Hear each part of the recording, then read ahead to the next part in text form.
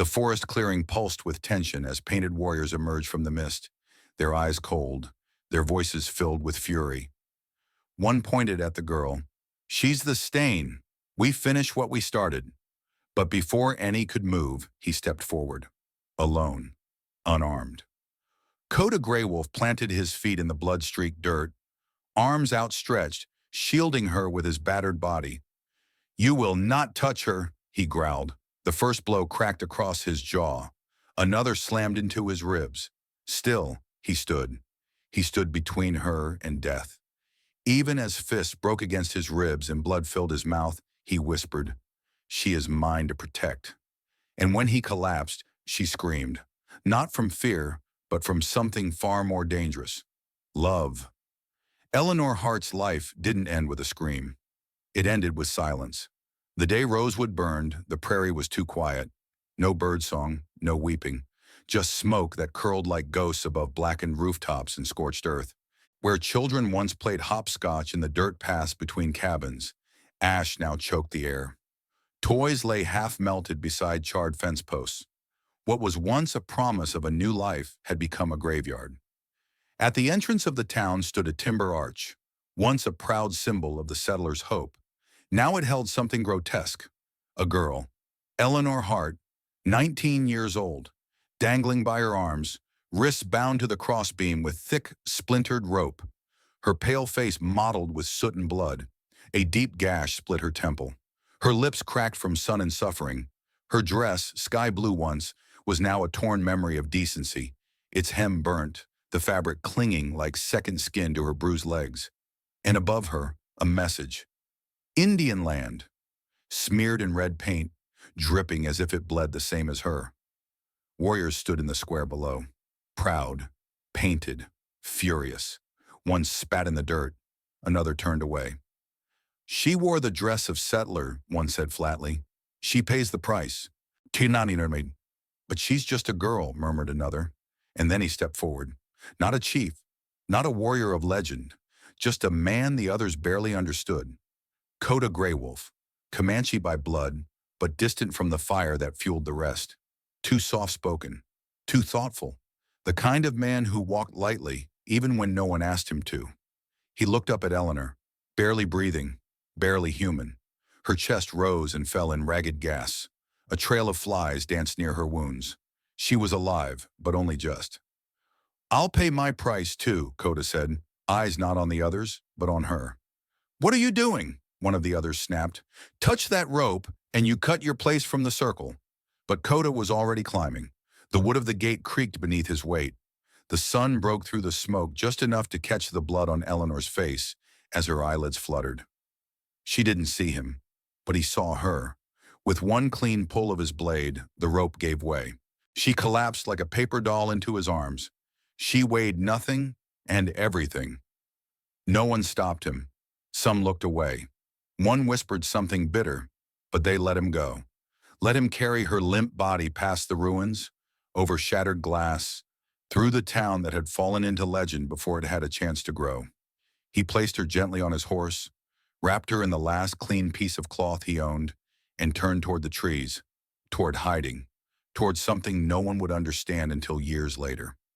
That was the day Koda Graywolf broke the rules, the day he chose mercy and changed two fates with one quiet act. Eleanor Hart didn't see a rescuer when she first looked into Koda Graywolf's face. She saw feathers, leather, dark skin, and centuries of stories told by fearful settlers about savages in the woods. Her heart, already frayed from trauma, leapt straight into panic. She writhed in the saddle, then tumbled off hard. The world spun as her battered limbs hit the ground, her vision blurred. Pain flared through her ribs, her ankle twisted beneath her, and still she tried to crawl away. Her fingers clawed through pine needles. Her breath came in shudders. When he approached, she screamed, "Don't touch me!" Her voice broke on the edges of rage and terror. She reached for a stone and swung it with all the strength she had left, which wasn't much. It missed. Then she spat the words she thought might end it all. "Just kill me. You savages took everything." But Koda didn't strike her. He didn't even flinch. He simply knelt, brushed dirt gently from her temple, and said quietly, "You're not dead yet." And then he picked her up again. He carried her like something sacred, not broken, through the forest under a canopy of sighing pines, to a forgotten hut nestled between two crumbling boulders and half-eaten by ivy. The place smelled of moss and smoke and memories no one had claimed in years. Inside, he laid her on a woven bed of grass and soft furs. He lit a fire, poured water into a wooden bowl, pressed a wet cloth against her brow, all in silence. When Eleanor woke again, the sun had dipped behind the ridge. Shadows danced along the timber walls, and as soon as her eyes adjusted, she screamed again. She backed into a corner, her limbs trembling, pain crackling like static across her skin. But Koda didn't argue. He just placed the cloth on the floor and walked outside. That night he slept by the fire. Outside, alone. No words, no threats, just space. By morning, Eleanor tried to run. She made it a dozen paces down the slope before her legs gave out, and she collapsed in a thicket of thorns. The world tilted again. Her ribs shrieked. Her breath caught. And there he was. He didn't touch her, didn't say a word. He waited. Only when she turned her face away, when pain had stripped her of everything but breath, did he lift her again, back to the shelter. No chains. No harsh words, no accusations. The second time she tried to leave, it was dusk. She crawled toward the creek and passed out in the mud. When she woke, she was in the hut again, wrapped in a blanket she hadn't asked for. The third time, she didn't try. But the fire inside her wasn't gone. It had changed. Her fury now flickered with confusion, with doubt, with something dangerously close to hope. She didn't trust him, not yet, but she watched him. Koda never raised his voice, never touched her unless tending to her wounds. He walked barefoot inside the hut so as not to startle her, and every morning a piece of food would appear by the fire, warm bread, wild berries, dried meat wrapped in clean cloth. She never saw him place them, but they were always there, and slowly Eleanor began to soften. One morning she asked, "Why haven't you left me yet?" He looked at her from across the hearth and said simply, "Because someone already did." That night, when she burned her tongue on hot stew, he passed her a cup of cool water. When he forgot to stir the pot and the meal stuck to the bottom, she muttered, "Tastes like revenge," and he gave a soft, unused chuckle. It startled her. That sound, that warmth. She began to sleep deeper. Not because she felt safe, but because she no longer felt hunted. Sometimes at dawn, she would open her eyes and see him outside, carving shapes into wood. One morning he left behind a small bird, rough-hewn, wings mid-stretch. It wasn't beautiful, but it was honest. She held it in her hands for a long time, tracing the grooves he had made. "If you carve me wings," she said quietly, "I'll try to fly." He didn't reply, but the next day she found feathers at her bedside, not for flight, but maybe for healing. Their relationship didn't arrive like a lightning strike. It didn't explode into being with passion or declarations. It unfolded slowly, like coals buried deep in ash, stirred gently back to life by breath and patience. Eleanor and Koda learned each other not through words but through presence. She began by stitching a blanket, not because she was asked, but because she needed to use her hands for something other than holding grief. The thread kept slipping. Her stitches were crooked. She pricked her finger twice. But by nightfall, the blanket covered her knees, and it held warmth. Koda saw her working, nodded once, and said nothing. The next day, she found a carving by the fire, a small wooden bird, wings outstretched, rough and uneven, like it had been shaped in the dark. Neither of them explained these things. They just were. Their conversations were simple, sparse. "Eat," Koda would say in the morning, placing cornbread or smoked rabbit on a flat stone near the fire. "Thanks," Eleanor would murmur, watching the steam curl from her bowl. Some days passed in near silence, but it wasn't the silence of fear anymore. It was comfort, the stillness of two people no longer running. At night, she would sleep by the wall. He slept near the hearth. The space between them wasn't a wall, but a bridge, built with every shared meal, every offered kindness, every moment that didn't end in violence. One evening, as pine branches creaked above them and the fire crackled low. Eleanor spoke into the shadows. "They killed my parents," she whispered. Koda didn't move. "My father was shot while making tea." My mother screamed. "They dragged her out and slit her throat like she was livestock." "My little sister, she tried to run. She was only 14. They took her." The silence after that wasn't empty. It was sacred. Koda didn't interrupt. He didn't tell her he understood. He let her have the space to speak, to bleed.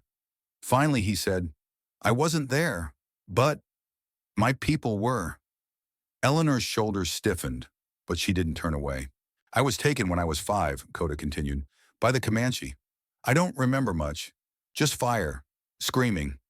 My real parents' faces are lost to me. A woman in the tribe raised me. I called her Ina, mother.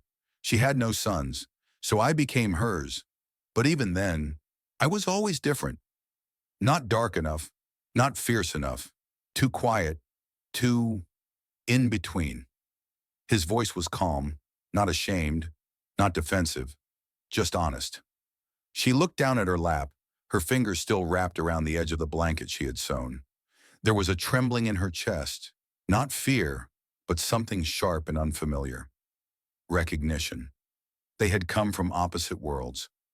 One raised in cabins, the other in canyons. But the ache in their chests drew the same shape. Eleanor stood, walked to the small bundle of furs she'd been folding, and took up the thread again. In a corner of the blanket, she stitched a single word in blocky, uneven letters. "Koda." She didn't ask permission. When she handed it to him, he didn't take it right away. Just looked at the name, eyes unreadable. "It's not much," she said, "but it's the first thing I made that wasn't for survival." He finally reached out, touched the thread with a calloused finger. Then slowly he smiled. Just a little. Later that night, they sat shoulder to shoulder near the fire. No touching, no declarations, just warmth between them. And in that silence, a new kind of home began to breathe. The cold came early that year. Mist clung to the trees like breath held too long, and the mornings were eerily quiet. Too quiet. Eleanor was grinding acorns by the fire, humming a hymn she barely remembered the words to when she felt it. A shift in the ground. A silence too heavy. Koda felt it too. He rose slowly from the edge of the ravine, his shoulders tense. Fog blanketed the forest, but through it, shapes began to emerge. Warriors, painted faces, bare chests, familiar eyes, ghosts from the past. Eleanor stepped outside, her hands trembling around the basket. "What is it?" she whispered. Koda didn't answer. He stepped in front of her as the warriors entered the clearing. One pointed at her. "She's the stain. We didn't finish what we started." Another nodded grimly. "She's the reason blood was spilled. The others will forget. But we won't." Eleanor backed up, her breath shallow. She felt like the girl who had once been strung up on a wooden gate. Exposed. Condemned. But Koda stepped forward, alone, unarmed. He raised his voice. Not loud, but firm. "You will not touch her." The nearest warrior scowled. "You call her yours? She is mine to protect." And that was all it took. The first fist cracked against Koda's jaw, sending blood to the ground. Another blow landed against his ribs. He stumbled, but didn't fall. He positioned himself in front of Eleanor, arms spread, body taking the brunt of each strike. They beat him until he collapsed to his knees. But even then, he crawled forward, shielding her with his own frame. Eleanor screamed, not in fear, but in fury. The same fury that had kept her alive in a burning town. The same fury that had softened into trust over days in firelight. She did not run. When the warriors finally withdrew, muttering curses and threats into the fog, they left Koda broken and bloodied in the dirt. Eleanor dropped beside him, her hands shaking as she cradled his face. His eyes fluttered open, blood streaking his cheekbone, breath shallow. "You stayed," he whispered just before he went still. The days that followed blurred. Fever came like a wave, stealing his strength 1 hour at a time. Eleanor barely slept. She boiled herbs, pressed cool cloths to his skin, ground bark and berries into bitter brews and poured them carefully between his lips. Sometimes he muttered in his sleep, words in Comanche she couldn't understand. Other times, he called her name in a voice so soft it nearly broke her. She didn't cry. She didn't beg. She just stayed. And when she finally saw his eyes open again, clear, tired, but alive, she let out a breath she hadn't realized she'd been holding for days. "I never left," she whispered. Koda didn't reply. He didn't have to. His hand found hers, calloused and worn, and held it like it was the only thing anchoring him to the world. They didn't speak of what happened. They didn't need to. Because what mattered wasn't the fight. It was the fact that, when the world turned violent again, when hate came riding out of the past, neither of them ran. And that, more than anything, was what love looked like.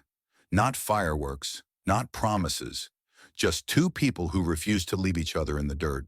The house had once been a forgotten shelter buried in moss and memory, nothing more than a crumbling husk wedged between the trees. But now, beneath Koda's steady hands and Eleanor's blistered palms, it became something else. A home. They worked side by side, never needing to say much. Eleanor dug the cellar herself, hacking through stubborn roots with grit she didn't know she possessed. Her fingernails were caked with dirt. Her arms ached for days. But when she stepped into that cool, dark space for the first time, she cried. Not because it was beautiful, but because it was hers. Koda carved the door, not with feathers or war symbols, not with the marks of bloodlines or vengeance. Instead, he etched winding lines along the frame, patterns that looked like wind in tall grass, or the flow of water over stones, a language only the two of them would understand. Days turned into seasons. One late autumn evening, as mist curled low through the trees, they found him, a child, no more than 5 or 6, silent, barefoot, wrapped in a torn blanket, standing near the stream like a shadow waiting to disappear. Eleanor stepped forward slowly, crouching to meet his wide, vacant eyes. He didn't flinch, didn't speak. They brought him inside, gave him broth, a blanket, warmth.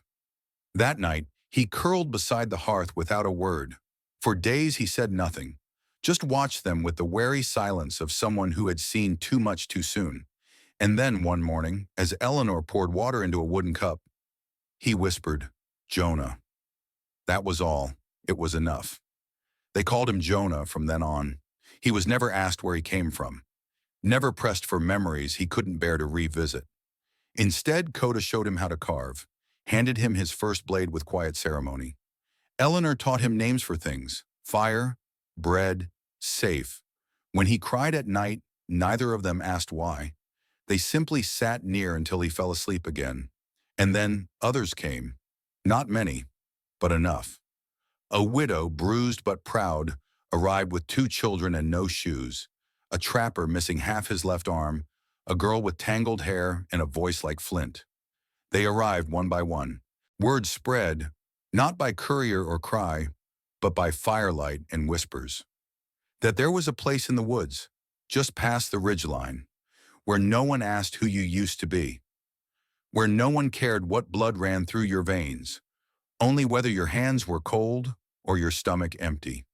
Everyone was fed, everyone was sheltered, everyone was seen. They built more rooms, more beds. They stacked stone into walls, laid new floorboards. Eleanor taught sewing to women who had only ever mended wounds. Koda taught tracking to boys who once ran from every sound in the woods.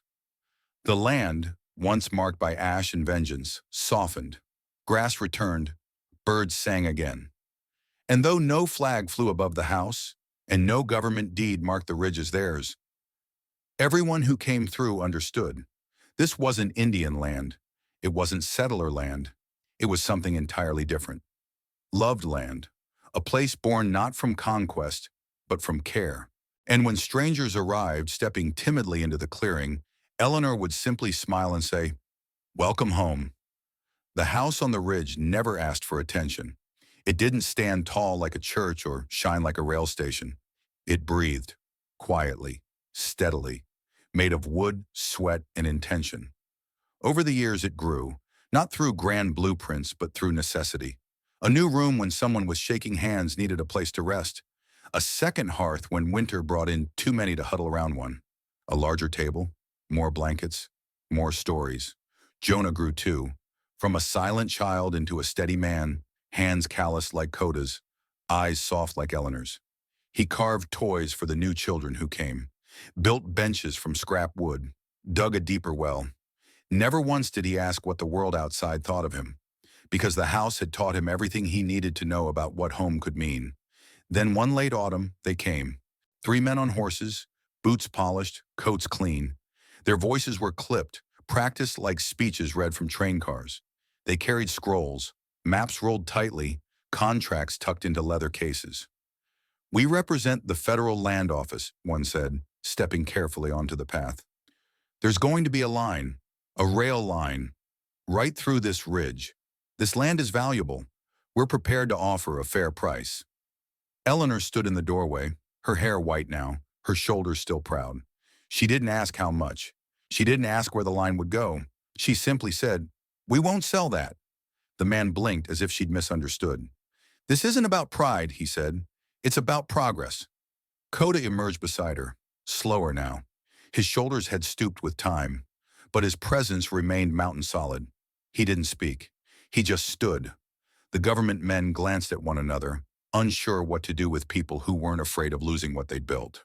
So they left. And the home remained. Years passed. Eleanor died on a spring morning, surrounded by children who had grown up calling her Ina, mother. Koda followed 2 winters later. His final words were spoken into the firelight. "Keep it warm." And Jonah did. So did the children he raised, and theirs after them. The house changed hands not by deed, but by stories. By hands knowing where each creak in the floor meant safety, where the extra quilts were stored, and how to press bark tea into a fevered palm. They never called it an orphanage, or a mission, or a settlement. They called it what it was: home. People still came, broken, brave, searching. Some stayed, some healed and left. But none forgot the firelight and the quiet grace of a place that asked for nothing but humanity. Eventually, travelers stopped calling it the old Comanche's house, or the widow's place. They called it something else. Because when the boards were worn thin, and the wind carved through the trees and children traced their fingers across the carvings Koda had made in the doorframe, they saw only one thing: a single hand-carved sign, faded, weather-worn, but still standing: loved land. And in a world full of fences and borders, that was enough. In the Wild West, every scar had a story, and some stories ran deeper than bullets or blood. This was one of them. Koda Graywolf didn't fight for glory. Eleanor Hart didn't survive for revenge. Together, they built something stronger than fences or flags. They built a place where mercy stood taller than fear. And in today's world, where folks still argue over who belongs and who doesn't, that lesson might just be more important than ever. Ask yourself, what kind of land are we building? Are we guarding walls or planting hope? Would you have done what Koda did? Stand up and say, "She is mine to protect"? Would you have stayed like Eleanor when the world said run? Let us know in the comments below. What would you have done? Do you believe a place like loved land could exist today? We'd love to hear your thoughts, whether you're watching this with grandkids, sipping coffee on the porch, or remembering a story from your own past. If this tale stirred something in you, if it reminded you of the kind of strength that doesn't need to shout, thank you for staying till the end. Don't forget to subscribe, like, and share this story with someone who still believes in second chances. Because out here in the Wild West, love don't always ride in loud. Sometimes it just shows up and stays until the next trail.